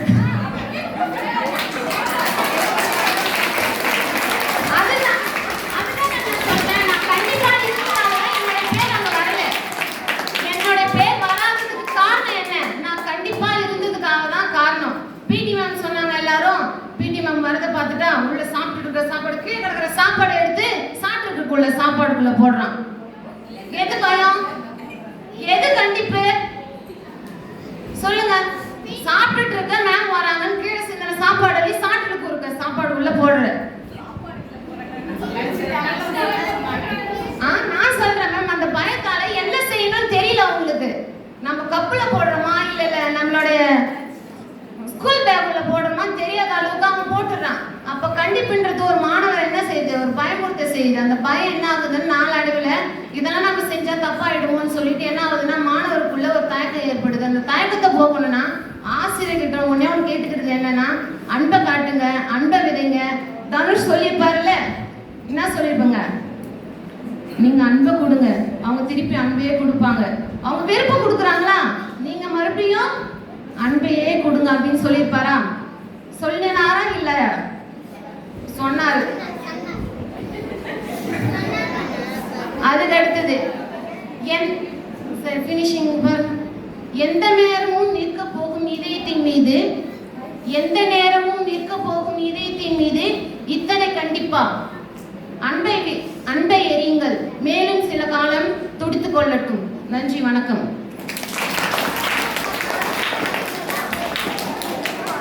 மிக்க நன்றி பிரகாஷ் மாஸ்டர். அப்ப இந்த பட்டிமன்றம் வச்சதுல யாருக்கு நன்மையோ இல்லையோ, கண்டிப்பா இருந்த பிரகாஷ் மாஸ்டர் என்ன ஆயிட்டாரு, அன்பா மாறிட்டாரு. சரிங்களா? அது அன்பா மாறினதுலேருந்து திரும்பி கண்டிப்பா மாறினீங்கன்னா நீங்க யார்கிட்ட வந்து சொல்லணும்? யார் வந்து சொல்லணும்? சொல்லிடுங்க. ஓகே, சரி. இவங்களுக்கு பதில் சொல்றதுக்காக வராங்க நம்ம உமா. அனைவருக்கும் என் இனிய காலை வணக்கம். உயிரில் எழுத்தில் தொடங்கி மெய் எழுத்தில் கலந்து உயிர்மெய் எழுத்தாக வார்த்தைகளை தொடுத்து செந்தேனா இனிக்கும் செந்தமிழில் என் உரையை துவங்குகிறேன். நடுவர் அவர்களே, வான் புகழ் கொண்ட திருக்குறள் தெரியுமா? திருக்குறள் தெரியும். நம்ம திருவள்ளுவர் எழுதினார் இல்லையா? அந்த திருக்குறள்ல கூட சொல்லியிருக்காங்க, ஒருத்தர் ஒரு தவறு செய்யறாரு அப்படின்னா அதை இடிச்சு சொல்றதுக்கு ஒருத்தர் வேணும். அதனுடைய திருக்குறள் என்னன்னு பாருங்க. இடிப்பாரை இல்லா ஏமாறா மன்னன் கெடுப்பார் இலானும் கெடும். அப்படின்னா என்ன அர்த்தம் தெரியுமா? அதனுடைய பொருள், ஒரு மன்னவனே இருந்தாலும் சரி, ஒரு தவறு செய்யறான் அப்படின்னா அவனை இடிச்சு சொல்ற இடத்துல ஒருத்தர் இருக்கணும். தவறு அப்படின்னு சொல்லி, அப்ப சொல்லும், தப்பு செஞ்சிட்டியா, சரிடா ராஜா, நான் இதே தப்ப திரும்ப செய்யாத. செய்வோமா நம்ம அந்த வேலைய? கண்டிப்பா திரும்பவும் செய்வோமா மாட்டோமா? அதனால ஒரு விஷயத்த நம்ம கண்டிப்பா சொன்னா மட்டும்தான் அதை வந்து நம்ம திருத்திக்குவோம். இங்க இருக்கிற அணியினருக்கு அந்த தலைப்பே புரியல. என்ன அப்படின்னா, இவங்க எல்லாம் கண்டிப்பா பத்தி பேசுறாங்க. நாங்க பேசுறது எல்லாம் கண்டிப்பு. இவங்க எல்லாம் கண்டிப்பு. இவங்க அதையே மூழ்கி போயிருக்காங்க. கண்டிப்புனா அது கண்டிப்பு தான். அடிக்கிறது, திட்டுறது, பேசுறது அப்படியே ஊறி போனவங்க. அதனால அவங்க பேசுறது நீங்க கண்டுக்காதீங்க. நாங்க பேசுறது கண்டிப்பு. கண்டிப்புனா என்ன தெரியுமா? கண்டிப்புன்ற ஒரு வார்த்தை அந்த பைபிள்ல வாசகமா எழுதிருக்கு. என்ன அப்படின்னா, கண்டிப்பு அப்படின்னா ஒரு மாணவனையோ ஒரு மனிதனையோ நல்வழிப்படுத்துதல். சரியா? அவனுக்கு வந்து புத்தி புகட்டுதல், கற்பித்தல், அந்த மாதிரியான வாசகத்துல அந்த கண்டிப்புன்ற வார்த்தையை பொதிச்சு வச்சிருக்காங்க. இவங்க அதை தெரியாம தண்டிப்பு தண்டிப்பு வெளியே நிக்க வைக்கிறாங்க, உள்ள நிக்க வைக்கிறாங்க. அது கிடையாது. ஒரு மாணவனை நல்வழிப்படுத்துறது கண்டிப்பால மட்டுமே முடியுமே தவிர தண்டிப்புன்னு நாங்க பேச வரல. சரி, அன்புன்னு சொல்லிட்டாங்க. எத்தனை டீச்சர்ஸ் இங்க அன்பா இருக்காங்க நான் கேட்கிறேன். அதே காரிடார்ல நான் நடந்து போறேன். பிரகாஷ் மாஸ்டர் சொன்னாரு, நான் போனவுடனே பாசமா இருக்கிறேன். பாசமா இருக்கும்போது அந்த கிளாஸ் ரூமை பார்க்கணும். பறந்து திரிந்த பறவைகள் சொன்னாரு. பறந்து திரிஞ்சுட்டு தான் இருக்கிறாங்க அந்த கிளாஸ் ரூம்ல. யாருமே அந்த கிளாஸ் ரூம்ல உட்கார்ந்து நான் பார்த்தது கிடையாது.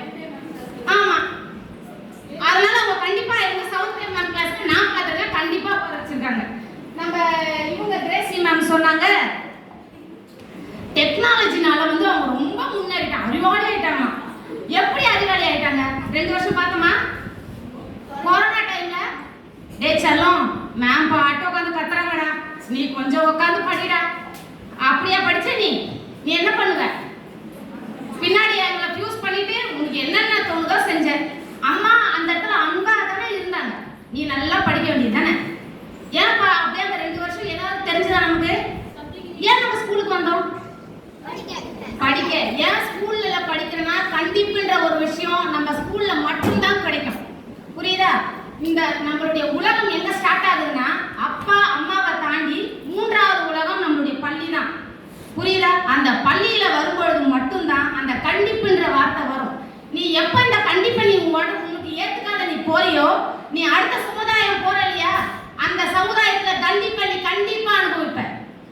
நாங்க கண்டிச்சு சொல்ற வார்த்தையை நீ அனுபவிக்கலனா, நீ வெளியில போயிட்டு போலீஸ் கிட்டையும் நீதிமன்றத்திலையும் உன்னுடைய கண்டிப்பு கண்டிப்பா உண்டு. போதுமா?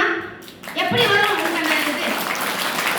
அதனால அன்னைக்கு நான் சொல்றேன், தயவு செய்து இப்பவே இந்த பக்கம் வந்துருங்க. சரியா? ஆமா, இந்த பக்கம் வந்துட்டீங்க, தப்பிச்சிட்டீங்க. நாளைக்கு நீங்க எப்ப போனாலும் எல்லா பசங்களும் அன்பாவே எதிர்பார்ப்பாங்க. திருப்பி ஒரு வார்த்தை கூட நீங்க கண்டிப்பா பேச முடியாது. நாங்க அன்பா பேசிடுவோம், நீங்க கண்டிப்பா பேச முடியாது, நான் சொல்லிட்டேன். புரியுதா? அதனால எங்க தலைப்பு தண்டிப்பு கிடையாது, கண்டிப்பு தான்.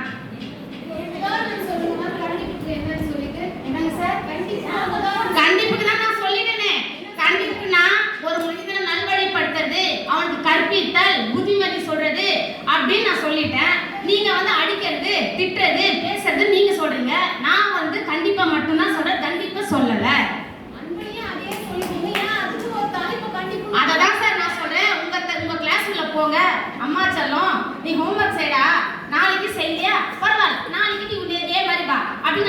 சொல்லுங்க. உங்க ஹோம்ஒர்க் எல்லாம் முடிச்சுட்டு வரானா நான் பாக்குறேன்.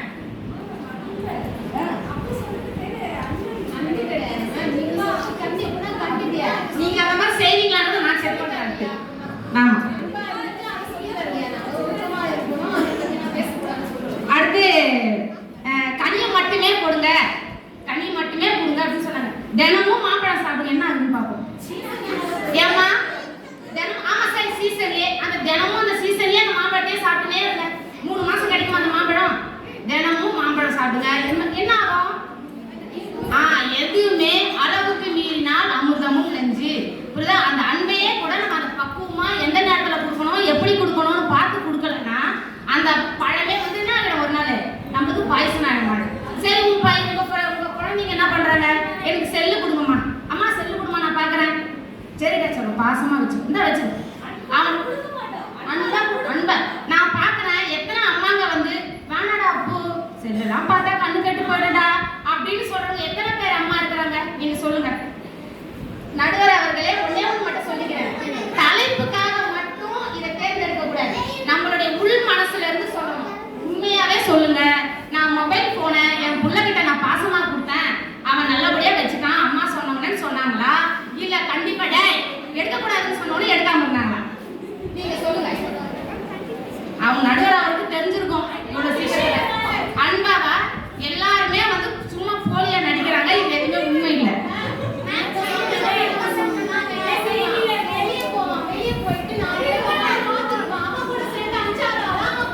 சரி நீ அன்பாதான் எல்லாத்தையும் பார்க்க விடு, எல்லாத்தையும் பார்க்க விடுப்பா.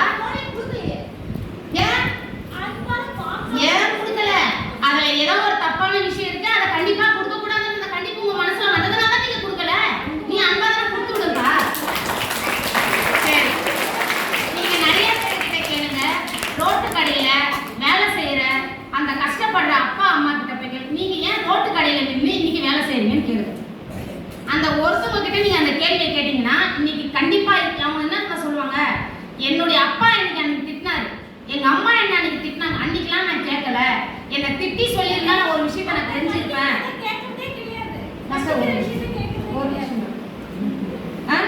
எதையுமே வந்து எங்க அப்பா அம்மா என்னை கண்டிச்சு வளர்த்துனாங்கன்னா நான் இந்த மாதிரி இருந்துருக்கேன். நீங்க ஜெயில போய் ஒரு குற்றவாளி கிட்ட கேட்டு பாருங்க, அவங்க சொல்லுவாங்க என்ன அன்னைக்கு நான் தப்பு செய்யும் போது என்னை கண்டிக்கல, இந்த தப்பு செய்யணும் இதை செய்யக்கூடாது அதை செய்யணும்னு சொல்றதுக்கு எனக்கு சொல்லி கொடுக்கறதுக்கு ஆள் இல்லை, அந்த கண்டிப்பு இல்லாதனாலதான் இன்னைக்கு நான் இப்படி இருக்கிறேன்னு ஒவ்வொருத்தரும் சொல்லுவாங்க. அன்பு வந்து எல்லாத்தையுமே சரிப்படுத்துறாரு. அன்பு ஓரளவுக்கு மட்டும்தான். கண்டிப்பை தான் கடைசி வரைக்கும் நம்ம கொடுக்கணும். கண்டிப்புன்றது தண்டிப்பு கிடையாது. இப்போ நான் சொல்றேன், எதை செய்யணும் எதை செய்யக்கூடாதுன்றத பசங்களுக்கு ஆணித்தனமா சொல்லி கொடுக்குற இடம் இந்த பள்ளிக்கூடம். அதனால ஆசிரியர்களுக்கு ஒன்னே ஒன்று சொல்லிக்கிறேன், கண்டிப்பா இருந்தா மட்டும்தான் நம்மளுடைய மாணவர்கள் வாழ்விலும் சமுதாயத்திலும் நல்லா இருக்காங்க. 40 வருஷத்துக்கு முன்னாடி நம்மளுடைய நாடு சமூகம் எப்படி இருந்தது அப்படின்னு பாத்தீங்கன்னா ரொம்ப மரியாதையானதா இருந்தது. டீச்சர்ஸ்னா இப்படிதான் இருக்கணும், பெரியவங்கன்னா இப்படிதான் இருக்கணும், இவங்களுக்கு இந்த மரியாதை கொடுக்கணும். ஆனா இப்ப இந்த மரியாதை இல்லை. ஏன் அப்படின்னா அளவுக்கு அதிகமான நம்ம அன்பை அள்ளி கொடுத்துட்டோம். அதனால பசங்களுக்கு எது சரி எது தப்புன்னு தெரியல. இப்ப நாங்க உங்களுக்கு அன்பாவே வச்சு வளர்க்குறோம், நீங்க வெளியில அடுத்த இடத்துக்கு போறீங்க. நாங்க மேம் சொன்ன மாதிரி நிறைய ஃபெயிலியர் சமுதாயத்தில் எவ்வளவு ஃபேஸ் பண்ண வேண்டியது இருக்கு தெரியுமா? நிறைய ஃபெயிலியர்ஸ் பார்க்கணும். இப்ப இதெல்லாம் கூட எங்க இருக்கோம்னா இங்க நம்ம தட்டி உன்னை சரிப்படுத்தி விட்டா மட்டும்தான் அதெல்லாம் நீ ஏத்துக்க முடியும். அந்த கெப்பாசிட்டி வரும். எல்லாமே உன்னை பாசமா பாசமா பாசமா பேசினா நீ ஒரு கோழையானவா தான் இருப்ப. கண்டிப்பா சொல்றேன். அதனால வந்து உன்னால வந்து ஒரு இது அச்சீவ் பண்ணவே முடியாது. புரியுதா? ஒரு பானையை ஒரு கோயவன் பானையை செய்யறானா அந்த மண்ணை களிமண்ணை கொண்டாந்து போட்டு அதை பதப்படுத்தி அதை மிதிச்சு அதை சரிப்படுத்தி அதை சுட்டு அதை ஒரு பானையா உபயோகமான பொருளா அதை ஒரு சமுதாயத்துக்கு கொடுக்குறான் அப்படின்னா அப்ப அதனுடைய கஷ்டம் எத்தனை இருந்திருக்கும். ஐயோ களிமண்ணுக்கு வலிக்கும், வேணாம் நசுக்குனா வலிக்கும் அப்படின்னு சொல்லிட்டு யாருன்னா இருப்பாங்களா? அப்படின்னா அது ஒரு உபயோகமான பொருளா போகாது. அது வெறும் களிமண்ணா மட்டுமே தான் இருக்கும். புரியுதா? அப்போ ஒரு பொருள் நல்லபடியா நம்ம சமுதாயத்துக்கு கொடுக்கணும் அப்படின்னா நிறைய கஷ்டங்களை சொல்லி கொடுக்கணும், கண்டிப்பா சொல்லி கொடுக்கணும். இப்படிலாம் சொல்லி கொடுத்தா மட்டும்தான் அவன் வாழ்க்கையில முன்னுக்கு வருவான். அதனாலதான் நிறைய பழமொழி உருண்டைய உடைச்சு வளர்க்கணும், குழந்தைய அடிச்சு வளர்க்கணும். அடிச்சு வளர்க்கணும்ன்றது என்னது? அடி கிடையாது, கண்டிப்பு அப்படின்னு சொல்றாங்க. கண்டிப்பு சார், நான் கண்டிப்பு தான் சார் சொல்றேன். பழமொழிக்கு தான் அடிச்சு வளர்க்கணும்னு சொல்றது. அந்த அடிப்புன்றது கண்டிப்பு. இது இந்த மாதிரி இப்போ நிறைய ஸ்கூல்ஸ்ல ஒன்னே ஒன்று நடக்குது. பசங்க தப்பு பண்றாங்க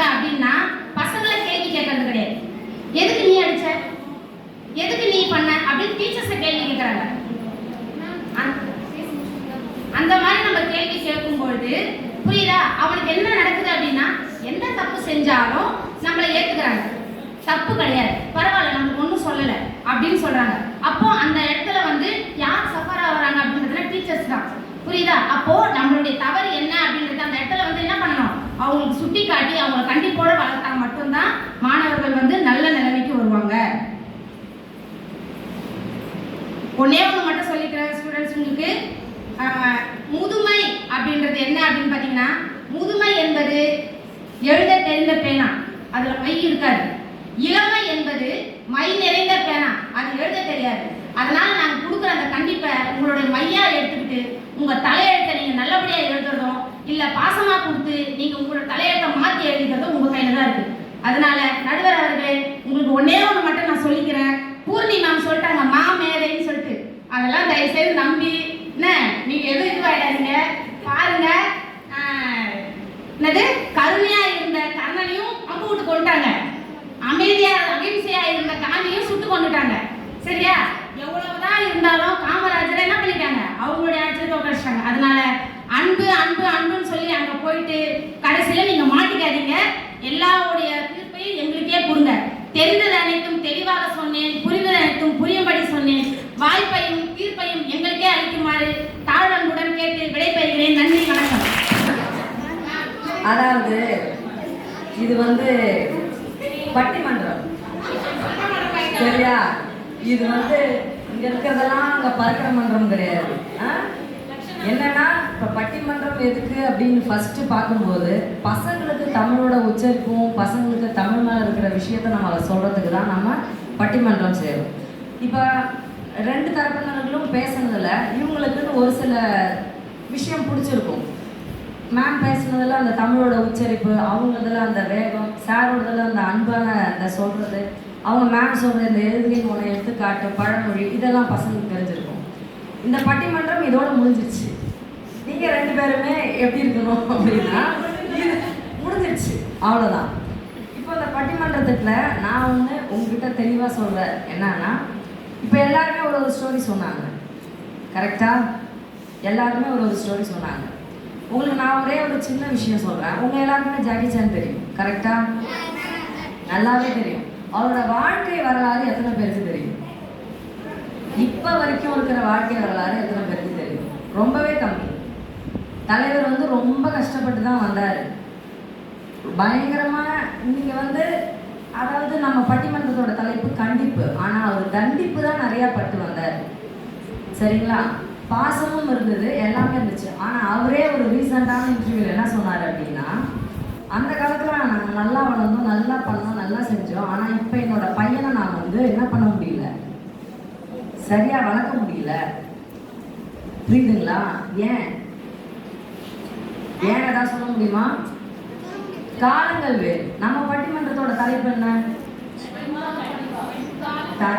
இக்கால மாணவர்களுக்கு, நம்ம கேஜி தேசம் மாணவர்களுக்கு கிடையாது, சரியா?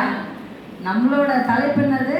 இக்கால மாணவர்களுக்கு தேவை அன்பா கண்டிப்பா?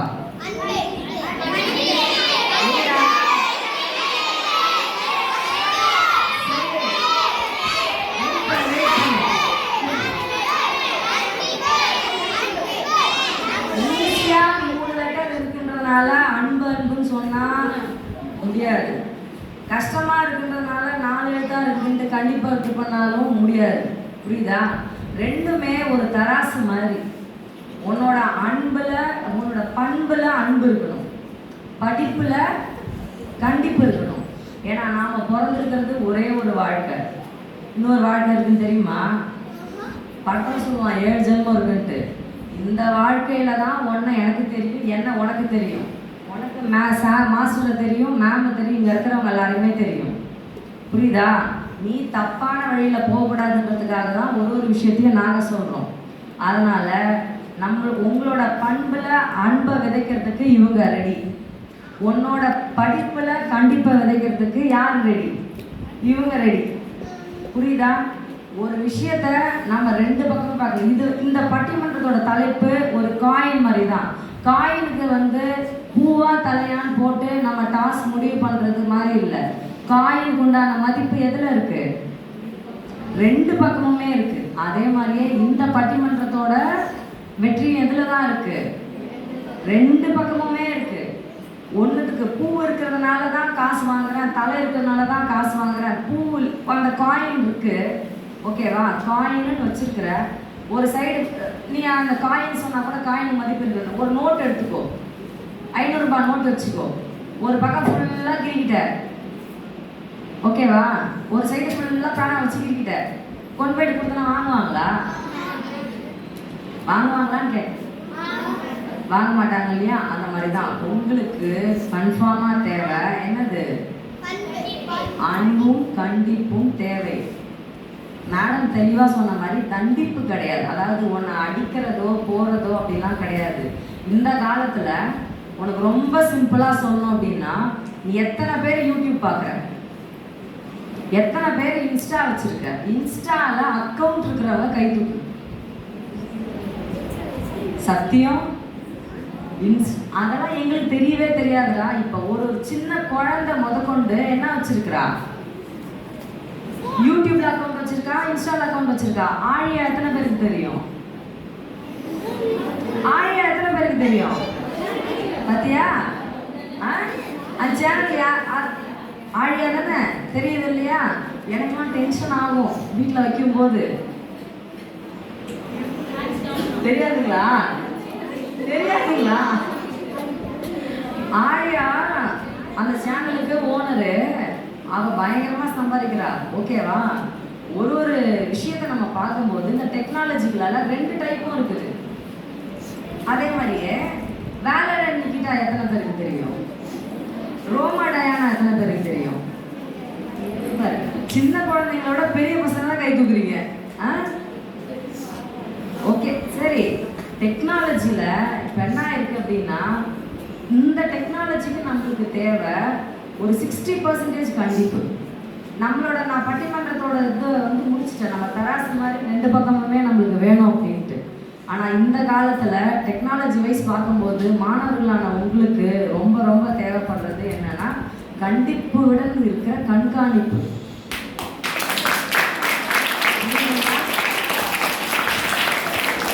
உங்களை நாங்கள் கண்காணிக்கல அப்படின்னா இந்த நீங்கள் பிறந்திருக்கிற இந்த ஒரு வாழ்க்கை உங்களுக்கு அது உபயோகம் இல்லாமல் போயிடும். நீ இந்த வாழ்க்கையில் பிறந்திருக்க அப்படின்னா உன்னால் பெரிய அளவுக்கு நம்ம இப்போ சச்சின் மாதிரியோ தோனி மாதிரியோ ஜாக்கி சான் மாதிரியோ நம்மளால ரொம்ப பெருசாக செய்ய முடியலனாலும் பரவாயில்ல. உன்னோட சுற்று வட்டாரத்துக்குள்ளால ஒரு பிரச்சனை நடக்குதுன்னா, ஓகே இவங்க கிட்ட கேட்டால் நம்ம ஒரு தீர்வு சொல்லுவாங்கன்னு ஒருத்தவங்க நினைக்கிறாங்க இல்லையா? அப்பயே நீ ஜெயிச்சிருவ. அப்போ அந்த ஒரு விஷயத்த உனக்கு கொடுக்கறதுக்கு யார் தேவை? பிறந்தா சாதிக்கணும்னா நம்ம பேர் புக்கில் வரணும்லாம் அவசியம் இல்லைம்மா, புரியுதா? நம்மளுக்கு புக்கில் வரணும் கூட அவசியம் இல்லை. உனக்கு சுற்றி ஒரு 100 பேர் இருந்துட்டு நீ சொல்கிற விஷயத்த அவங்க கேட்டாங்கனாலே என்னன்னு அர்த்தம்? நீ இந்த இடத்துல ஜெயிச்சிட்டேன்னு அர்த்தம். உண்மையா இல்லையா? சாதிச்சனா நீ புக்கில் தான் வரணும், டிவியில் தான் வரணும், பேப்பரில் தான் வரணும் அப்படின்லாம் கிடையவே கிடையாது. உன்னை நம்பி ஒரு 4 பேர் ட்ரஸ்ட்ஃபுல்லாக இவங்க கிட்ட கேட்டால் எனக்கு தெளிவாக பதில் சொல்லுவாங்க அப்படின்னு அந்த 4 பேர் மனசில் நீ பதிஞ்சிட்ட அப்படின்னாலே நீ அங்கே சக்ஸஸ் அடைஞ்சிட்ட. அதை உனக்கு கிடைக்கணும் அப்படின்னா நீ என்ன பண்ணணும்? பண்புல அன்பாகவும் இருக்கணும். உன்னோட படிப்பறிவு விஷயத்தில் என்ன இருக்கணும்? கண்டிப்பாகவும் நேர்மையாகவும் இருக்கணும். இருந்தனா உனக்கு என்ன ஆகிடும்? லைஃப் ஃபுல்லாக சக்ஸஸ் ஆகிடும். சரிங்களா? அப்போ இந்த பட்டிமன்றத்துக்கு நம்ம என்ன சொல்லலாம் பதில்? நம்ம வாழ்க்கைக்கு நம்மளுக்கு எப்படி 2 கண்ணும் தேவை, 2 கையும் தேவை, 2 காலும் தேவை. பாட்டில் சொல்கிற மாதிரி 2 சக்கரம் இருந்தால் தான் சைக்கிள் சுற்றுமா? நிறைய பாட்டு தெரியுமே எங்களுக்குலாம். 90s கிட்ஸ் போகிற பழைய பாட்டு தான் தெரியும், புது பாட்டு எதுவும் தெரியாது அவ்வளோவா. நீயே சொல்லு, ஓகேவா? நம்மளுக்கு என்னன்னா இந்த பட்டிமன்றத்தில் சொன்ன மாதிரியே நம்ம கேஜிக்கு பேசணும் அப்படின்னா கொடுக்குற வேலையை அன்பாக சொல்லி பார்ப்பாங்க. நீ செய்யலைன்னா என்னதான் பண்ணுவாங்க? அன்பா சொல்லி பார்ப்பாங்க. அன்பா சொல்லி பார்க்குறவங்க அப்பயே செஞ்சுட்டேன்னா நீ தப்பிச்சிட்ட. அதையும் தாண்டி செய்யலைன்னா எந்த அணி வரும் உங்களுக்கு? கண்டிப்பா அணி ஆட்டோமேட்டிக்காக வரும். புரியுதா? அப்போ நீ என்ன பண்ணுற? கண்டிப்பான்ட்டு படிக்கிறதுல நீங்களே முடிவு பண்ணி கொடுங்க. சரியா? ஓகே. இந்த விழாவுக்கு என்ன தலைவராக இப்போ தான் எனக்கு தெரியும். நான் நிறைய ப்ரிப்பேர் பண்ணிட்டு வரல.